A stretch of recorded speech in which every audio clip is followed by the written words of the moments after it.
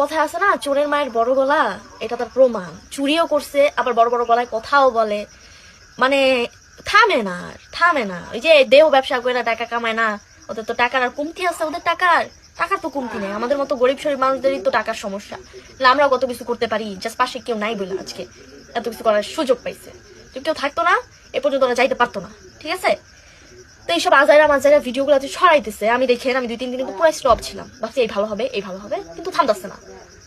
থামতেই আসে না এক কথায়, থামে না কেন? মানে ওরা আইডি চুরি করছে, আবার বড় বড় গলায় কথা বলে, বুঝেন না? প্রমাণ করতে হবে না ওরা নির্দোষ, ওরা আইডি নেয় নাই।